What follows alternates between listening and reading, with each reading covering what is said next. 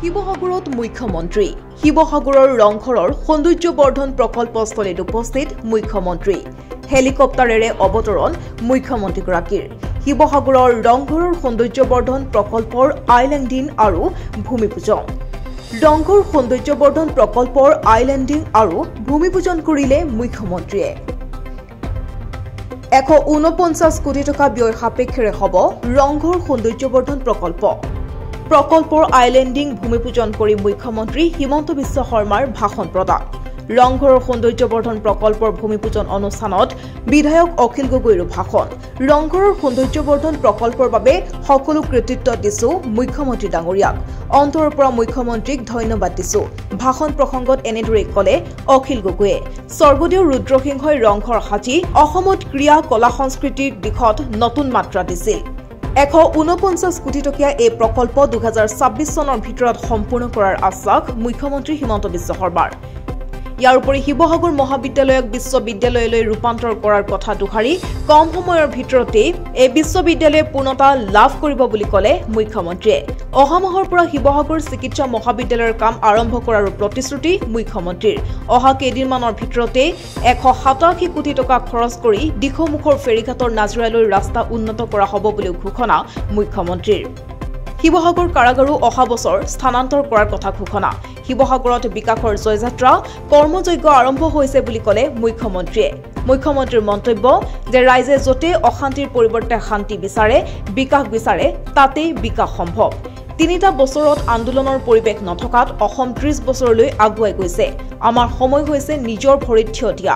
এইখন চৰকাৰে কথা কমকৈ কাম বেছি কৰে বুলি কোনেও কল্পনা কৰা নাছিল কিন্তু মোৰ বিশ্বাস এই অসম ৰত্নগৰ্ভা অসম কল্পনা নকৰাবিলাক এতিয়া বাস্তৱ হৈছে আমাৰ লক্ষ্য ভাৰতৰ ভিতৰতে অসমখনক শ্ৰেষ্ঠ ৰাজ্য হিচাপে গঢ়ি তোলা এইখন চৰকাৰে যি কয় হাতে কামে কৰি দেখুৱাৰ শক্তি আছে অসমীয়াৰ পৰিচয় ধৰ্ণা ধৰ্মঘট নাছিল আমি অসমক ইতিবাচক শক্তি হিচাপে পৰিগণিত কৰিব লাগিব আধুনিক যুগত আমাক আন্দোলন নহয় বিজ্ঞান লাগিব আন্দোলনজনিত পৰিৱেশ নালাগে শিৱসাগৰ জিলালৈ ভাবিব নোৱাৰা পৰিৱৰ্তন আহিব কিন্তু আন্দোলন নথকা পৰিৱেশ লাগিব এনেদৰে মন্তব্য কৰিলে মুখ্যমন্ত্ৰীগৰাকীয়ে শিৱসাগৰৰ পৰা ফৰিদ আলীৰ ৰিপৰ্ট নিউজ এইডছ আছাম আজি আমি ৰংঘৰৰ সৌন্দৰ্যবৰ্ধন প্ৰকল্পৰ ভূমিপূজন কৰিলোঁ প্ৰায় 140 কোটি টকা খৰচ কৰি ৰংঘৰৰ সৌন্দৰ্যবৰ্ধনৰ কাম আমি আৰম্ভ কৰিম যি আমি নতুনকৈ 83 বিঘা ভূমি লৈছোঁ পৰ্যটনৰ এক আকৰ্ষণৰ কেন্দ্ৰ হ'ব MP theatres light and sound show' গোটেইবিলাকে ইয়াক সুন্দৰভাৱে পৰ্যটনৰ আকৰ্ষণৰ কেন্দ্ৰ কৰি গঢ়ি তুলিব অহা মাহত আমি শিৱসাগৰলৈকে আকৌ আহিম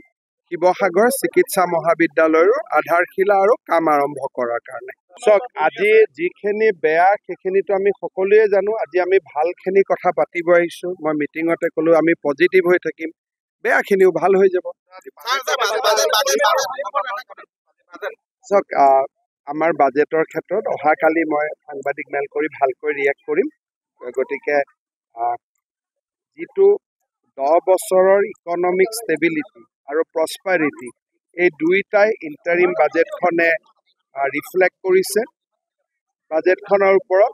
অহাকালি মই ভাল কৰি আৰু ব্যাখ্যা কৰিম সায়েন্স চিটি সোণাপুৰত নিৰ্মাণ হৈ আছে সববিলাক হৈ থাকে লগতে আমাৰ আমন্ত্ৰিত শিৱসাগৰ ৰাইজৰ কাৰণে অসম চৰকাৰৰ মন্ত্ৰী অতি ভাল দিন অসম চৰকাৰৰ আমি ইমান দিন সপোন দেখি থকা যিটো ৰংঘৰ প্ৰকল্প আজি ৰংঘৰ প্ৰকল্পৰ আধাৰশিলা স্থাপন কৰা হ'ব আজি মুখ্যমন্ত্ৰী ডাঙৰীয়াক মই এই আধাৰশিলা স্থাপনলৈ অহাৰ কাৰণে আপোনাৰ সপোনৰ প্ৰজেক্টটোত উপস্থিত হ'বৰ কাৰণে অহাৰ কাৰণে মই তেখেতক ধন্যবাদ আৰু কৃতজ্ঞতা জনাইছোঁ তো আচলতে স্বাধীনতাৰ পাছত শিৱসাগৰৰ কাৰণে আটাইতকৈ গুৰুত্বপূৰ্ণ প্ৰজেক্টটো এখন প্ৰকল্পটো হ'ল এই ৰংঘৰ প্ৰকল্প যি ৰংঘৰত উঠি আমাৰ আহোম স্বৰ্গদেউসকলে আপোনাৰ ৰূপহী পথাৰত খেল উপভোগ কৰিছিলে ৰূপহী পথাৰত বিভিন্ন নৃত্যগীত উপভোগ কৰিছিলে সেই ৰূপহী পথাৰতে ৰংঘৰ প্ৰকল্পটো আৰু মোৰ কাৰ্যকালৰ ভিতৰতে সেই প্ৰকল্পটোৰ আধাৰশিলা স্থাপন কৰিবলৈ পোৱাটো আৰু মোৰ কাৰ্যকালতে এই প্ৰকল্পটো সম্পূৰ্ণ কৰিবৰ কাৰণে আশা প্ৰকাশ কৰি থকাটো কথাটো এইটো অত্যন্ত মোৰ কাৰণে গৌৰৱৰ বিষয় মই অসমৰ সন্মানীয় মুখ্যমন্ত্ৰী ডাঙৰীয়াক ধন্যবাদ আৰু কৃতজ্ঞতা জনাইছোঁ। মই আশা কৰোঁ যে এই প্ৰকল্পটো খুব ভালকৈ হ'ব। লগতে অসমৰ মুখ্যমন্ত্ৰী ডাঙৰীয়াক অনুৰোধ জনাম যে ৰংঘৰ প্ৰকল্পৰ লগতে আমাৰ তলাতল ঘৰ প্ৰকল্পটো হৈ যাওক। ৰংঘৰ প্ৰকল্পৰ লগতে ৰংঘৰৰ পৰা তলাতল ঘৰলৈ এটা আমাৰ গ্ৰীণ কৰিডৰ নিৰ্মাণৰ ব্যৱস্থা গ্ৰহণ কৰা হওক। আৰু ৰংঘৰ প্ৰকল্পৰ লগতে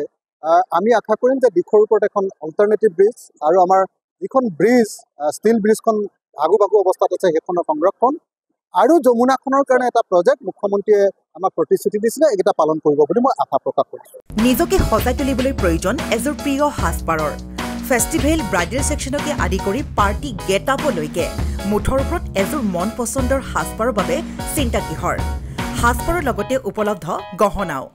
তাতোকৈ ভাল খবৰ, লেডিজৰ লগতে জেন্টছ আৰু কিডছৰ ছেকশ্যনো উপলব্ধ। আপোনাৰ কাষত গীতাৰ্থ ক্ৰিয়েশ্যন। যোগাযোগ নম্বৰ 7638886024। ঠিকনা near Japorigog LP school, Japorigog, Guwahati, house number 11।